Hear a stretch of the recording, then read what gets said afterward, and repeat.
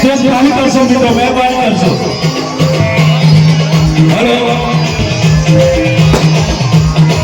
આગળની જગ્યા ખુલ્લી રાખો મિત્રો, પત્રકારો માટે બી રાખવામાં આવશે.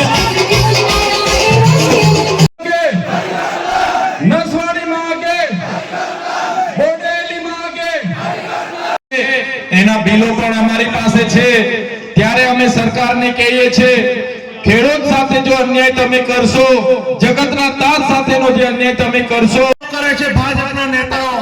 તમે જનતાને ઘણો બધો સ્નેહ આપ્યો, આપણી જનતાએ પણ એ લોકોને ભરપૂર સ્નેહ આપ્યો, પરંતુ એ જનતાએ આ ભારતીય જનતા પાર્ટીની સરકારે આ જનતાનો જે સ્નેહ આપવો જોઈએ, જે સુવિધાઓ આપવી જોઈએ, ડેડિયાપાડા આવ્યા, એમને ભાજપના નેતાઓને લાગ્યું કે નરેન્દ્રભાઈ મોદીને ડેડિયાપાડા લાવીશું તો આ ચૈતર વસાવો ઠંડો પડી જશે અને 500 કરોડ રૂપિયા આપણા વાપરી કાઢ્યા એ લોકોએ આ પ્રોગ્રામમાં.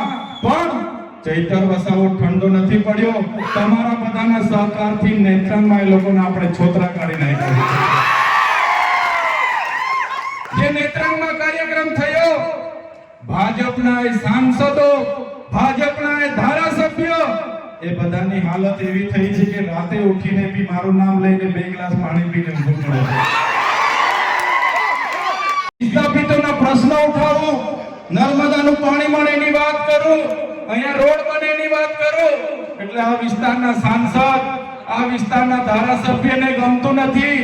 એમને એવું લાગે છે આ ચૈતર વસાવો આવશે ને, એ લોકો તે દિવસે એવી વાતો કરતા હતા, આ ચૈતર વસાવાને અટકાવવો પડશે, નહીં તો આપણા બધા ગરબા ઘરે જતા રહેશે, એવું એ લોકોને લાગે છે.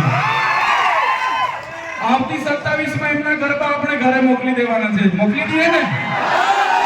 બહુ મતો આપ્યા છે, બહુ તક આપી છે. અમારી સરકાર, અમારી સરકાર, અમારી સરકાર, અમારી સરકાર કરી કરીને આ લોકોએ આપણું બહુ રાજ કર્યું છે. આજે નર્મદા વિસ્થાપિતોની આગેવાની લોકોએ લીધી હતી, હવે આ લોકોને પૂછતા પણ નથી. રાજનીતિમાં આવી ગયા પછી કોઈ જવાબ નથી આપતા.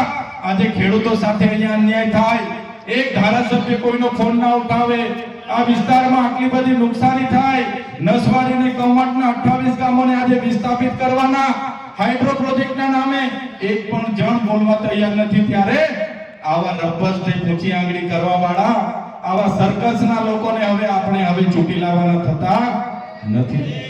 ભૂપેન્દ્રભાઈ પટેલ, એમના હર્ષભાઈ સંઘવીને એવું લાગે કે આ આદિવાસીનો યુવાન, હમણાંનો આ યુવાન અમારી સામે કેમ બોલી શકે, લોકોના પ્રશ્નો લઈને કેમ આવે, આદિવાસી માટે કેમ બોલે, યુવાનો માટે કેમ બોલે, રોજગાર માટે કેમ બોલે, શિક્ષણ માટે કેમ બોલે. એને જેલમાં નાખો, અને મને જેલમાં નાખવામાં આવ્યો હતો. જાણો છો ને બધા? જેલમાં નાખી દીધો સાથીઓ મને. એક સામાન્ય બનાવ, એક સામાન્ય બાબત મીટિંગમાં બોલાચાલી થઈ અને એને બહુ મોટું સ્વરૂપ આપ્યું. એમણે કીધું 307 લગાડી, સામાન્ય બાબતમાં મામલતદાર જામીન આપી દે એવી કલમની સામે 307 લગાડી અને મને વડોદરા જેલમાં નાખી દીધો. અને કહેવામાં આવ્યું એને દબાવો, એને હેરાન કરો, એને પરેશાન કરો અને એને આપણી પાર્ટીમાં લઈ આવો, કાં તો બીજી વાર સરકાર સામે નહીં બોલે એટલું પરેશાન કરો. પણ સાથીઓ, સત્ય પરેશાન થઈ શકે છે, પણ સત્યનો પરાજય થતો નથી.